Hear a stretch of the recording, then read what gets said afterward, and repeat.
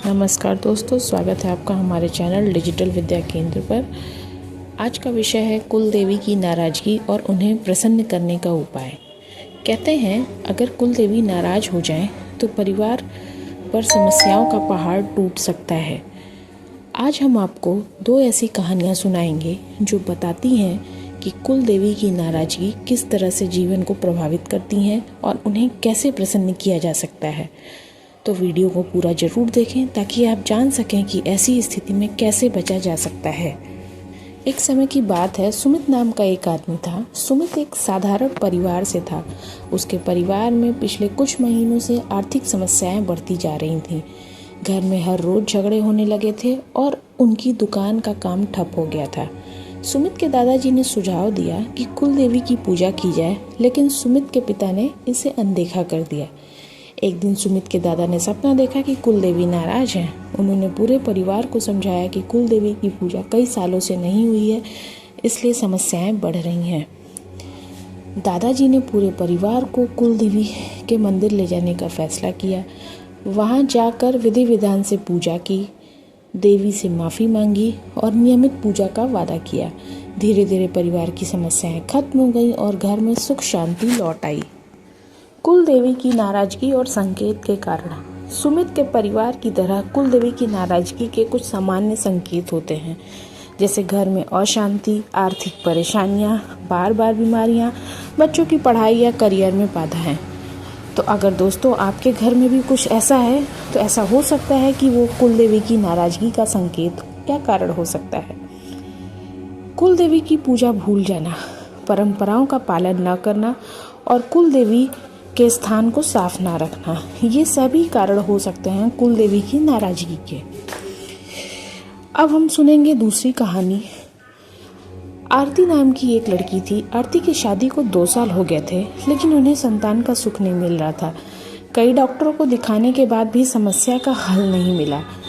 उनकी दादी ने उन्हें बताया कि शादी के बाद कुल देवी की पूजा नहीं की गई। आरती और उनके पति ने कुल देवी के मंदिर जाने का निर्णय लिया। वहाँ पुजारी ने बताया कि देवी नाराज हैं क्योंकि पूजा कई सालों से नहीं हुई थी। इस समस्या का समाधान पंडित जी ने ये बताया कि उन्होंने 9 दिन तक का व्रत रखा और देवी का विशेष अनुष्ठान कराया। इसके बाद धीरे धीरे उनकी ज़िंदगी में खुशियाँ आने लगीं और 1 साल बाद उनके घर की किलकारी गूंजी।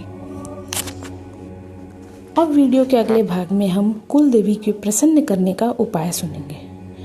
सच्चे मन से प्रार्थना करना चाहिए, हमें कुल देवी से क्षमा मांगनी चाहिए और नियमित पूजा का वादा करना चाहिए।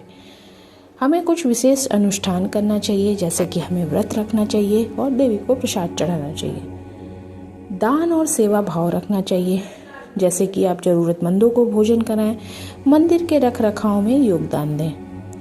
परिवार की एकता बनाए रखें।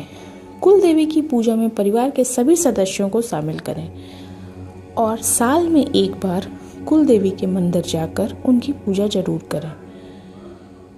तो दोस्तों, कुल देवी हमारे जीवन की रक्षा करती है और हमें आशीर्वाद देती है। अगर आप उनकी पूजा नहीं करते हैं तो यह आपकी जिम्मेदारी बनती है कि आप उन्हें अपनाएं और उन्हें मानें। आज की कहानी से हमें यह सीखने को मिला कि कुल देवी की नाराज़गी को हल्के में नहीं लेना चाहिए। मैं एक बार फिर रिपीट कर देती हूँ, कुल देवी की नाराज़गी के संकेत हो सकते हैं आपके घर में अशांति होगी या घर के सदस्यों के बीच में झगड़ा लड़ाइयाँ हो सकती हैं। ये बेटे बहू के बीच में झगड़ा हो सकता है, सास बहू के बीच में झगड़ा हो सकता है, माँ बेटे में के बीच झगड़ा हो सकता है या पति पत्नी के बीच में झगड़ा हो सकता है। आर्थिक परेशानियां का आपको बार बार सामना करना पड़ता हो, आपके घर में बार बार बीमारियां, कोई बच्चा या कोई सदस्य आपका बार बार बीमार पड़ता हो और घर के बच्चों का पढ़ाई या करियर में बाधाएं आती हो। इस तरह की बहुत तरह की समस्याएं होती हैं जिसका आपको सामना करना पड़ सकता हो। तो अगर इस तरह की चीज़ें आपके घर में भी होती हैं तो ये कुल देवी की नाराज़गी का एक कारण हो सकता है। उम्मीद है ये वीडियो आपको पसंद आया होगा। वीडियो को लाइक और शेयर करें और अपने अनुभव कमेंट्स में ज़रूर बताएं। धन्यवाद।